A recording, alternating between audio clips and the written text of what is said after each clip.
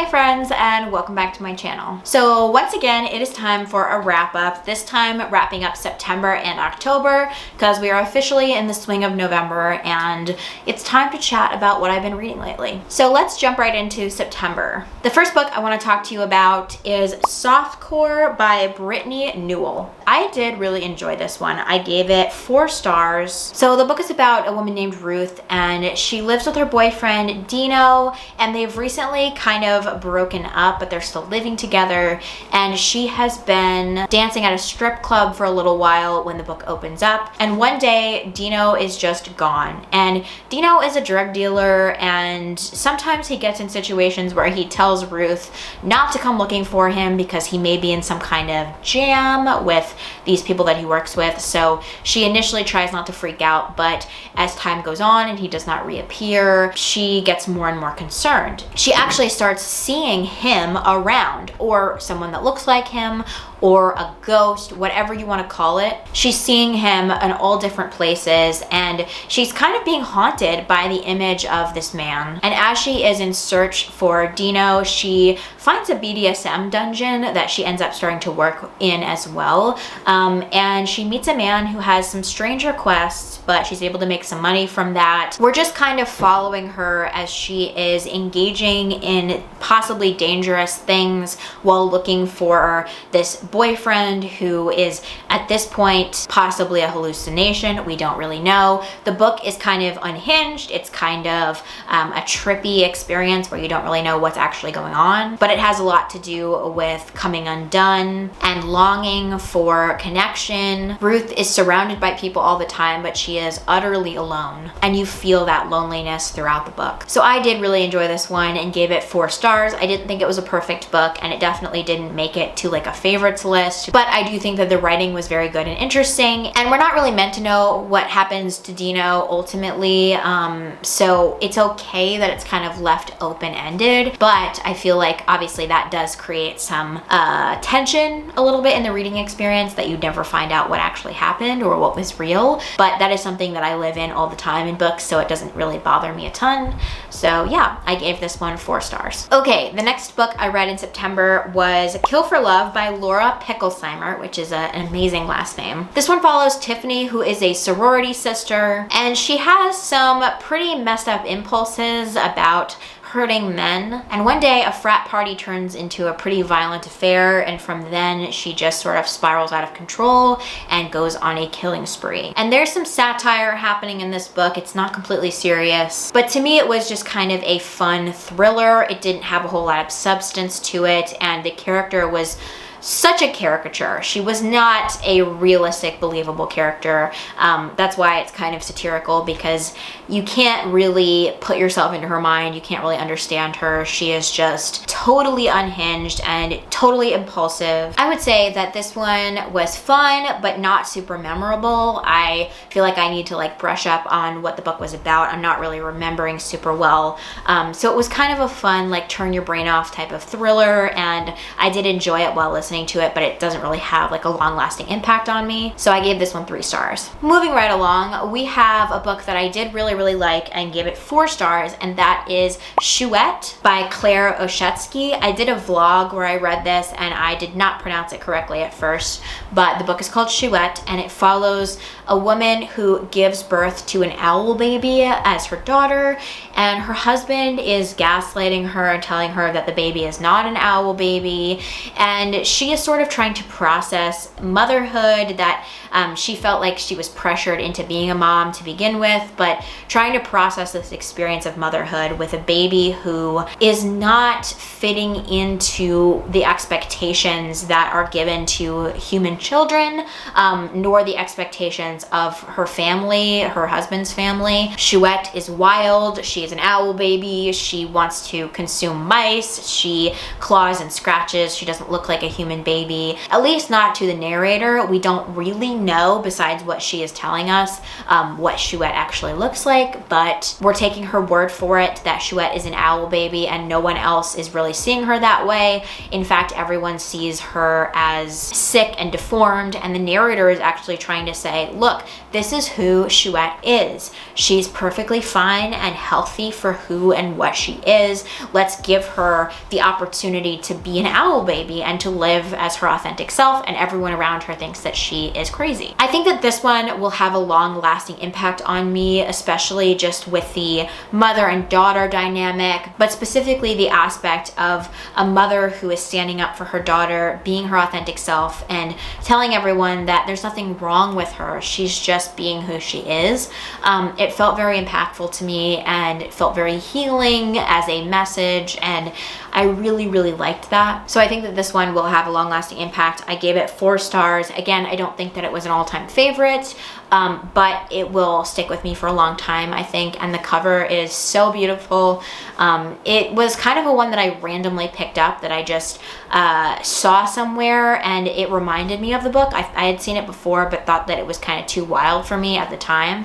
But recently, obviously, I've been reading a lot of weird stuff, so I saw it again, it resurfaced, and I was like, I'm just gonna start this immediately, and I did, and I ended up buddy reading it with a friend of mine, or at least I think we read it around the similar time, so we did end up talking about it. But I think it's a very impactful book, and I would highly recommend this one. Okay, moving right along, I read Vanishing World by Sayaka Murata. So this book is set in a world where babies are conceived through artificial insemination, and couples are not supposed to sleep together. In fact, sex is kind of a thing that doesn't happen much anymore. And if sex does occur, it is not between a husband and wife.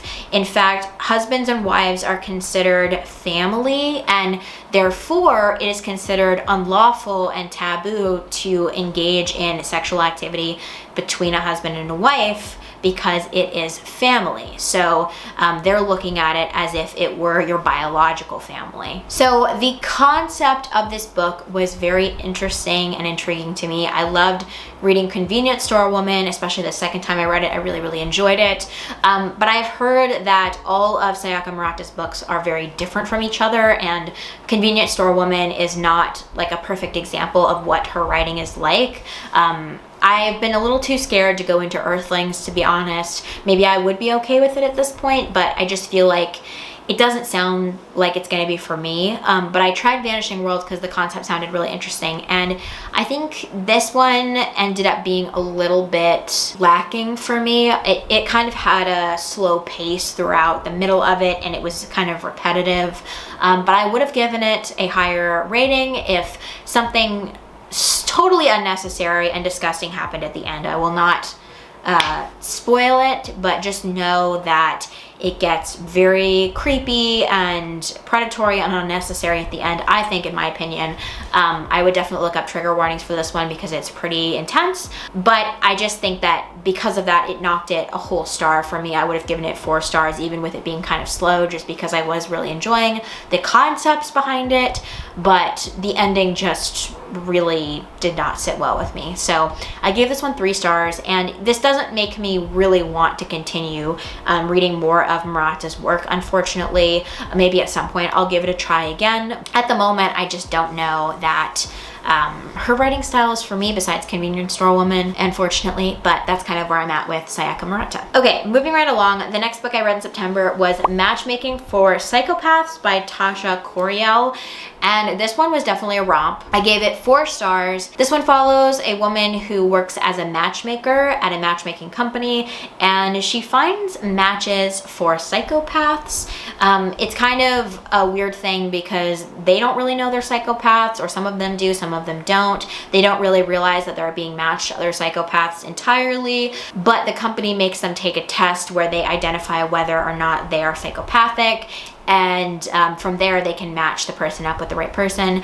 So the book follows the aftermath of our main character Alexandra as she believes that she's going to get proposed to by her boyfriend one day, and instead her best friend is there at her birthday dinner, and her best friend and her boyfriend tell Alexandra that they have been sleeping together and that he is breaking up with her. So this throws her into a tailspin, and she is reeling from this information, especially because she felt like her relationship with her boyfriend was the ideal relationship, where he was very normal, very well off. She felt like being with him would give her some stability because she is kind of going off the deep end a little bit. So she was really feeling like her relationship with him would ground her and make her seem more normal, and that kind of imploded, and she left to pick up the pieces and figure out what to do next. And then one day her ex turns up dead, and that sends her on a quest to try to figure out who did that and why. This one is definitely a fun and twisty thriller. It didn't really make me think very hard, but it was a fun book to kind of just like turn my brain off to and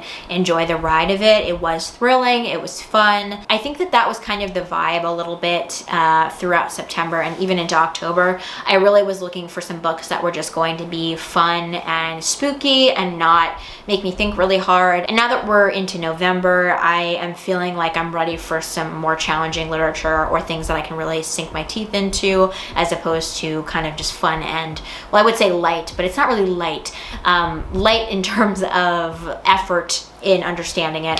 So that's the kind of vibe I was looking for in September and October, and I think that Matchmaking for Psychopaths definitely fit that bill. So I gave that one 4 stars. I enjoyed it, but it wasn't a favorite. Okay, now we can move on to the physical books that I read. The first one I want to talk about is Two-Step Devil by Jamie Quattro. I found this one in a bookstore in January, and I bought it and thought it sounded really interesting, but I just ended up reading it in September.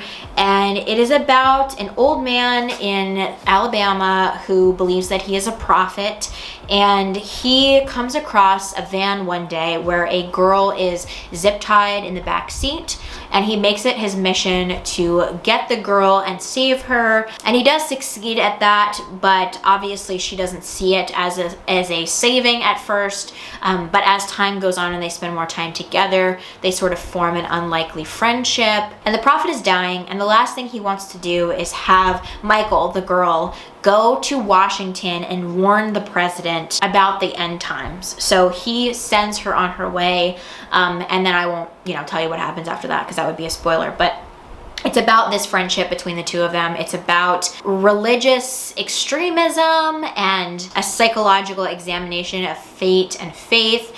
It is a really interesting book conceptually. I didn't really love the execution as much as I had hoped to. Maybe it's partially because this is told from the perspective of a man. Maybe it's partially because I have a hard time empathizing for this type of religious extremism, so I didn't really see him as a character that had any redeeming qualities necessarily. It was a hard read for me, I think, and I struggled to get through it a little bit. But I do think that it is conceptually really interesting, and there were some interesting plot lines throughout this, so I did go ahead and give this 3 stars.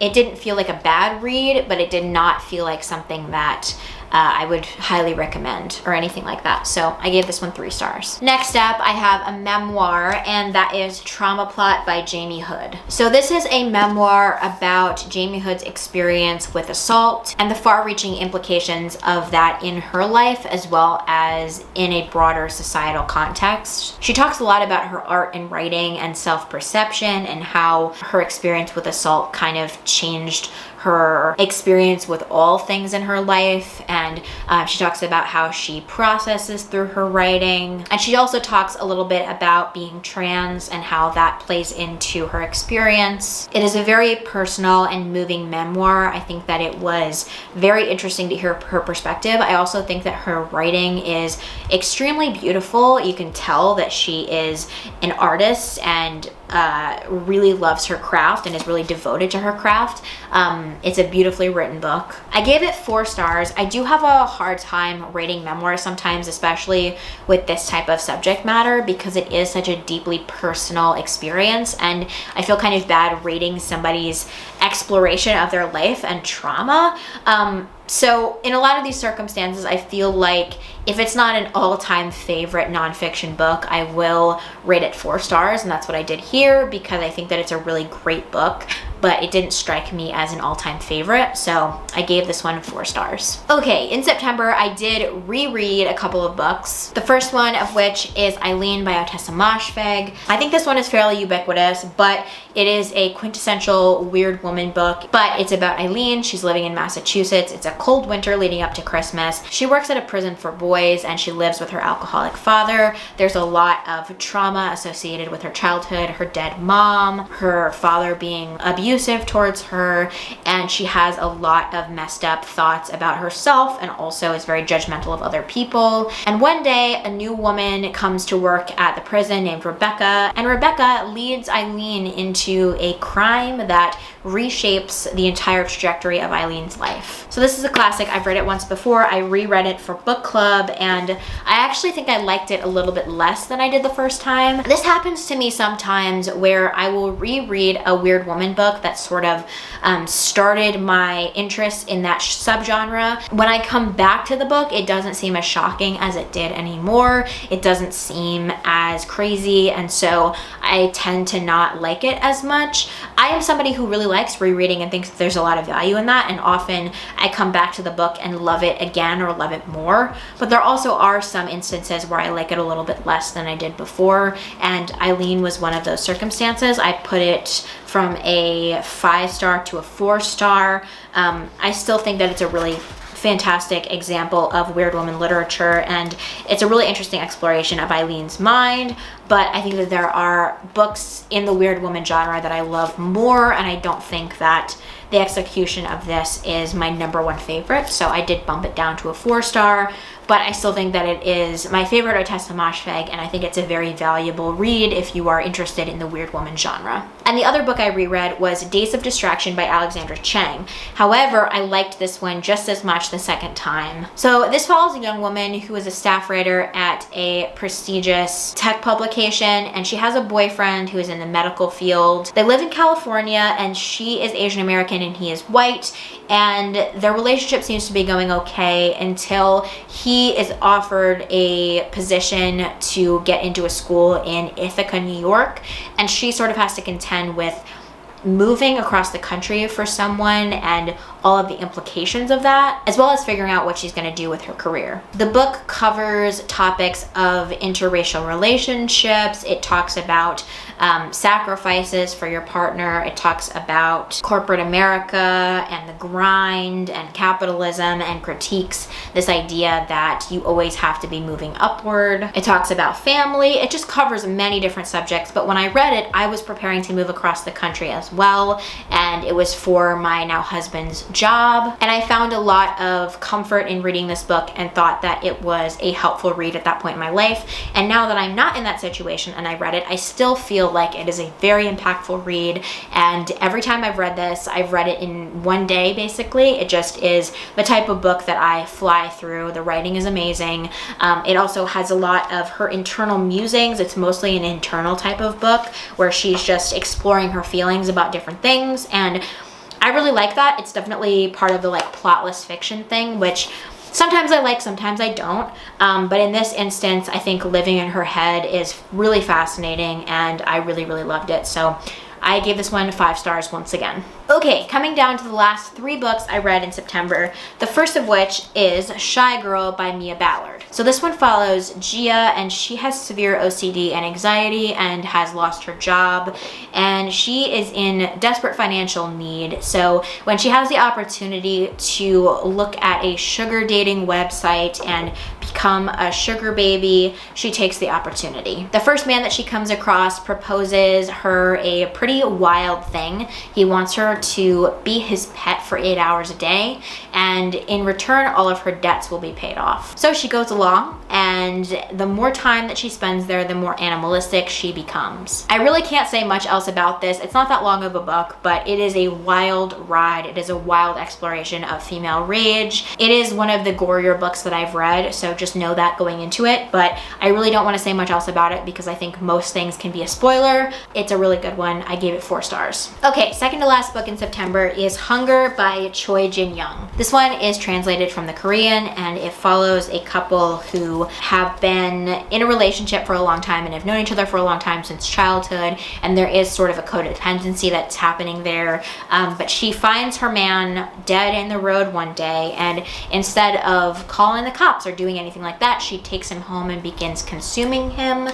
And this book has a surprising amount to do with money and the control that money has over people. And also it has a lot to do with love and obsession, but the financial aspect of it, the money, the control, that is a really interesting aspect of this book that I didn't really know going into it. We do get some back and forth in perspectives. We get her perspective, but then we also get him as like a ghost or a spirit or something, where he's like looking down on the consumption of his own body. It's very interesting. I gave this one 3 stars. I think that the concept is very interesting, but I didn't find myself, you know, really wanting to pick this up consistently. It's not even very long. It's like 120 pages, but it definitely is more like a plotless thing and dived into their past and their childhood. So there were a lot of interesting things about this, but I didn't find it to be gripping or making me really want to come back to it all the time. So yeah, this one was 3 stars. Okay, and I saved my favorite book of September for last, and that was Tantrum by Rachel Eve Moulton. This was a very anticipated read for me. It came out in August, I believe, and then I read it quickly thereafter.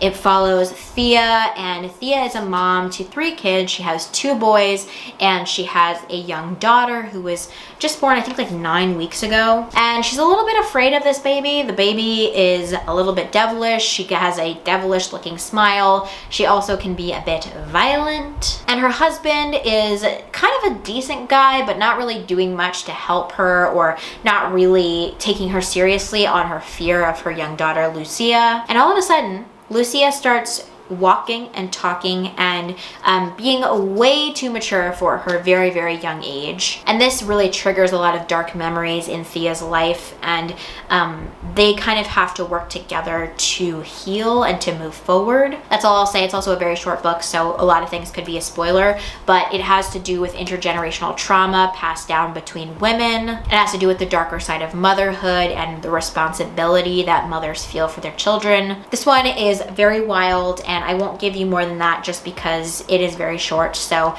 if you were on the fence about this one, I would highly recommend. This was my favorite read of September, and thematically I just think that it is so just amazing. Okay, so those were the 12 books that I read in September. Okay, so let's jump into October. I read 11 books in October, starting with the books that I do not physically have with me. The first one was Kitchen by Banana Yoshimoto. I read this one on ebook, and I read it as a buddy read with my best friend Bex, and I don't really feel like giving too much of a description on this one. It's very short, and I don't really feel like I have a good grasp on what actually happened in it. I gave it 2 stars. I really did not find myself enjoying reading it. I sped through it as much as I possibly could just to be done, and I don't really feel like I have a lot of comprehension of what happened. As far as I know, it is broken up into like a longer story and a shorter story. I couldn't tell you what happened in the shorter story. The longer story follows a woman who is really interested in being in kitchens, and she likes to learn to cook eventually, but her grandmother passes away early in the book, so she begins living with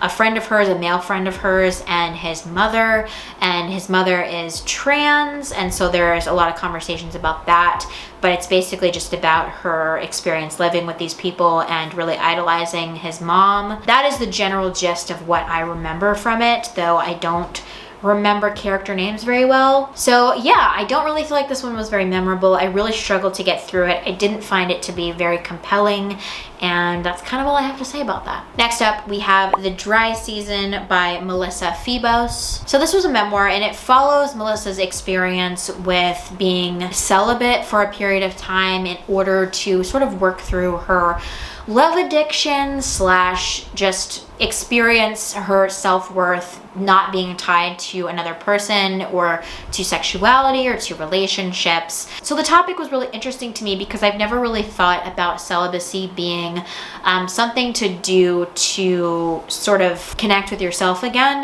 but I thought that that was a really interesting idea, and it was interesting to hear from her perspective as a queer woman. It did feel like a little bit of a long book. There were sections that I didn't think were as interesting as other sections. So I did give it 3 stars, but I did think that it was a really interesting concept. Okay, so next up we have a couple of fun thrillers. The first one is Patricia Wants to Cuddle by Samantha Allen. So I had seen this one bouncing all over the internet for a long time and never ended up picking it up because I wasn't sure if it was going to be too crazy.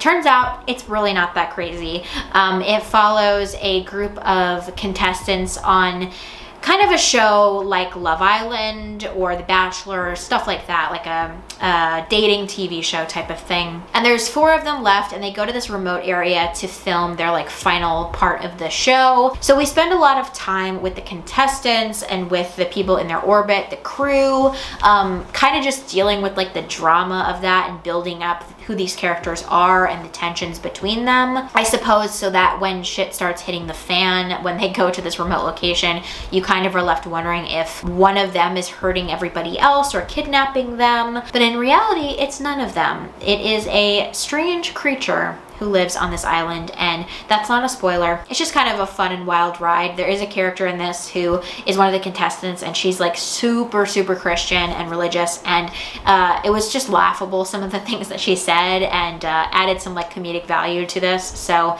it was very funny and very, I don't know, felt kind of like a lighthearted thing, even though it was about, you know, kidnapping and murders and things like that. But it was kind of a more light and fun horror book, if you can even count it as horror. I gave it 3 stars. I really enjoyed the first part of it, but I think that ultimately we spent too much time with the contestants and building that part of it up, and not enough time with the actual situation that was happening on the island. We didn't get enough time with the monster. We didn't get enough time exploring the folklore, the legend behind it. So it just felt like it very abruptly ended, and there was like only a handful of pages where like the actual action was happening. There was way more buildup, and I can get behind a lot of building tension, but we just spent a lot of time talking to the contestants about their petty drama. So that would be my main thing with this. I just wish that we had spent more time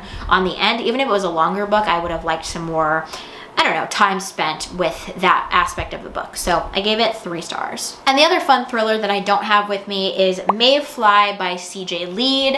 And I really liked this one. I gave it 4 stars. I thought that it was very fun. It follows Maeve, and Maeve works at Disney, and she is one of the princesses. She's Elsa, though it's kind of funny because they don't really say Disney and they don't really say Elsa. But that is where she works, and that's who she plays. And she has always known that she is different. She lives with her grandmother, who is one of the only people who sees her and sort of accepts her, but does encourage her to try to kind of stuff some of it down so that she can exist in the world and not become, you know, a monster. But her and her grandmother both have violent tendencies and desires, and Maeve has stuffed them down for a long time, and throughout the course of this book we really see how far she will go. Her best friend works with her at Disney and is Anna, and her friend gets an opportunity to do a real acting gig, and Maeve starts to feel like her life is falling apart. Her grandmother is dying, her friend is leaving, and she doesn't really know how to cope with it. But she ends up meeting her best friend's brother, Gideon, and they sort of start up an unlikely relationship where she's able to be a little bit more open with him about some of her desires. Their relationship is pretty wild, but it brings her some kind of peace, and then things really just fall apart and get really violent and really crazy, and I won't spoil it, but it was one of the more fun thriller books, horror books that I've read in a while. I really liked it. I feel like it could be a 5-star. I think I initially rated it a 4-star, so I'm not really sure where it's gonna land in the long term, but that is sort of how I'm feeling about it right now. So yeah, that was Mayfly. Okay, next up we have a book that I read for a vlog, so I'm not gonna go super far into it, but it is Our Share of Night by Mariana Enriquez. This is Enriquez's novel. It is very long, and it follows a father and son who are involved in a really intense cult in Argentina, and the father, Juan, is a medium in the cult and is trying his best to protect his son from the same fate. So like I said, I did a vlog about this, so I will link that if you're you are interested in my full thoughts on this book. But suffice it to say, it feels more like a family epic than a horror book. The horror is not as intense as even some of her short stories are, but as a family saga, it is incredibly interesting, and there are so many different themes and interesting family dynamics that come up in this book. I did rate it 4 stars. I've rated, I think, 2 of Enriquez's short story collections 5 stars and 1 4-star, so it feels very in line with her other books. However, I've heard that this is her magnum opus, and a lot of people agree on that, and I don't necessarily love this as much as some of her short story collections. And I think I might be in the minority for that, so that was an interesting experience. I was expecting this to be like a new all-time favorite, but it wasn't quite. I felt like it got a little bit long and went kind of on some different tangents that I didn't think were as necessary. But yeah, my full thoughts in the description. The video will be there. But as for right now, I gave this 4 stars. Okay, continuing on with the Argentine translated and slightly disappointing things, we have 19 Claws and a Blackbird by Agustina Bastarrica. So Agustina Bastarrica has become a favorite author for me this year. I read Tender as the Flesh, and then I read The Unworthy, and I thought both of them were fantastic. Then I read her short story collection in October, and I was very disappointed. I gave this 2 stars.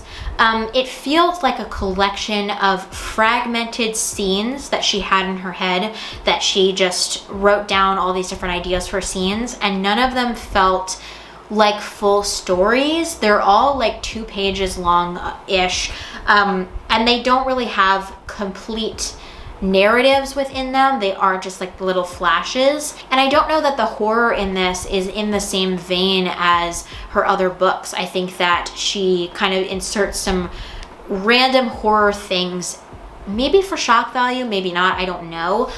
It really does not feel like her other works. So if you are an Agustina Bastarrica reader and really like Tender as the Flesh, I don't know that this is going to give you the same feeling at all. I was pretty disappointed by it. It took me a little bit to get through it, even though it is very short, and I had a hard time with it, unfortunately. So that is my opinion on this. I was disappointed by it, but yeah. Okay, next up was the October book club book, and it was Jawbone by Monica Ojeda, I think. This is also translated, and it follows Fernanda and Annalise, and they are best friends. They have a bit of a friend group going as well, and they go to an all-girls school, and them and their friend group start daring each other to do increasingly dangerous things.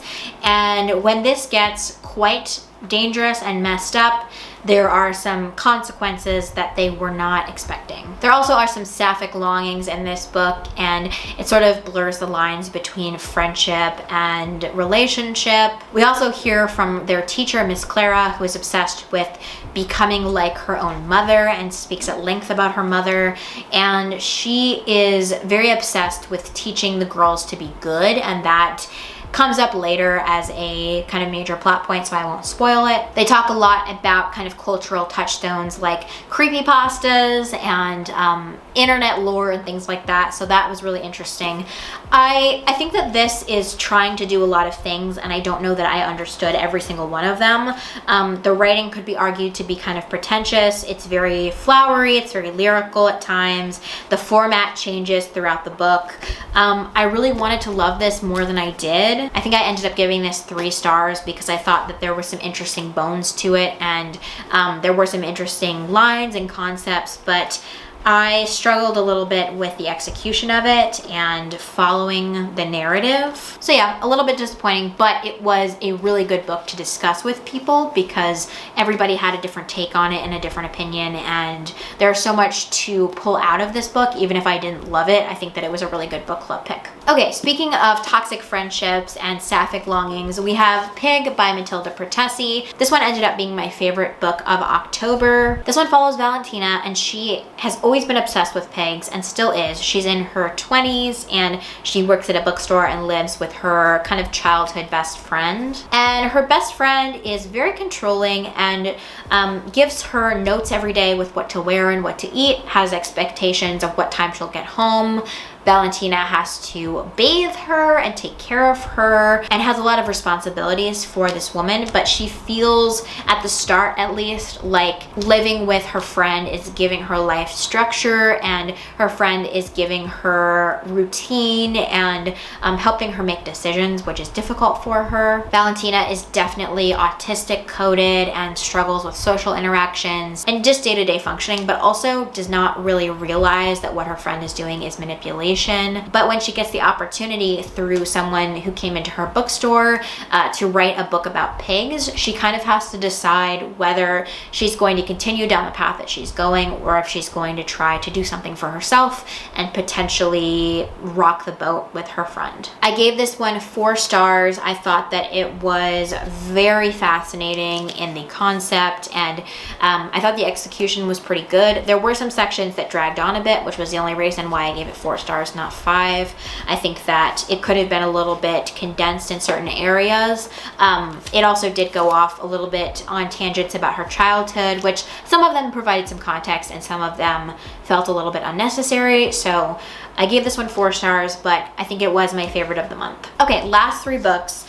These 2 are rereads and they're children's books, so I'm just going to talk about them quickly. The first one is Nori Ryan's Song by Patricia Riley Giff. I read both of these as buddy reads with my best friend, but this one follows Nori, and she is a, I think, 12-year-old girl who is living through the Irish potato famine.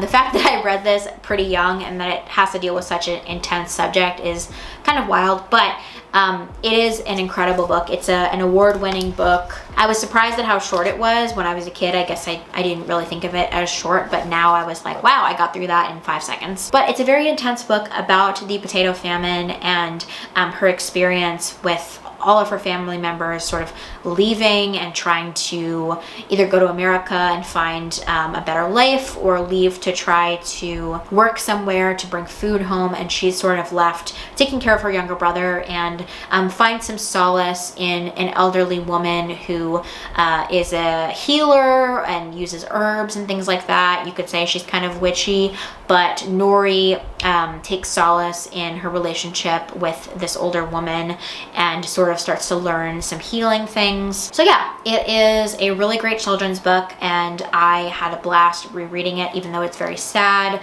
I really enjoyed it. And then the other children's book I reread is The Witch of Blackbird Pond by Elizabeth George Spear. This one is very witchy. It follows Kit Tyler, and she is traveling from Barbados to America, and her grandfather in Barbados has died and she has no family left, so she begins to travel to New England to try to find her aunt and her aunt's family so that she can stay with them.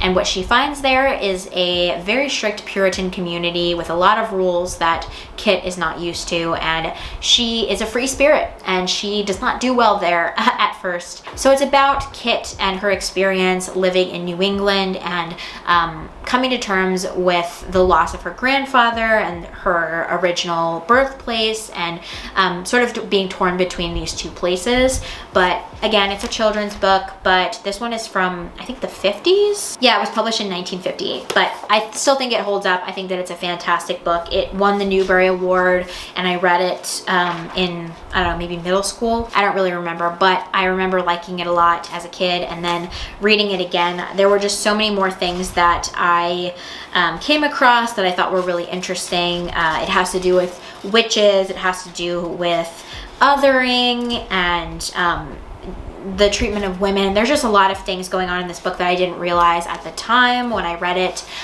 So it was really a fun one to discuss with my friend. And then the final book I read in October is The Summer I Ate the Rich by 2 authors. I believe that they are siblings that I cannot pronounce their name, but it follows Brielle Petitfort, and she loves to cook.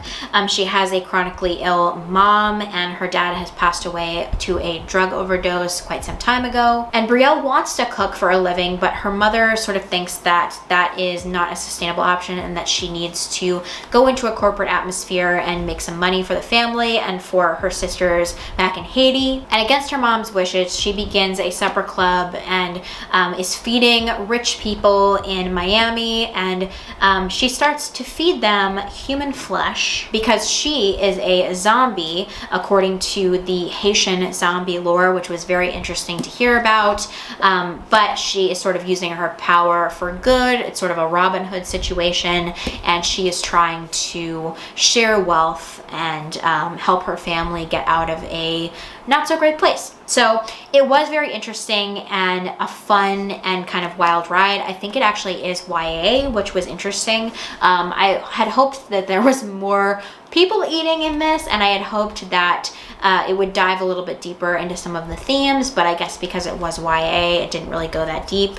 I also think that the ending was a bit disappointing, but that's all I'll say about that. So yeah, I gave this one 3 stars. I think that it was a fun read. I enjoyed it, but I didn't think that it had a ton of substance to really dissect or dig into. So yeah, 3 stars. Okay, so those were all the books that I read in September and October. I feel like the past 2 months were not as good of reading months as I've had in the past in terms of numbers or just quality of books. I feel like I've read a lot of like 3 and 2 stars lately, more than 4 and 5, but there still were some good ones in there, so it's kind of a mixed bag. I'd love to know what you read in September and October and what were your favorites or what books were you disappointed by. Let me know in the comments. If you enjoyed this video, feel free to like and subscribe, and I will see you in the next one. Bye.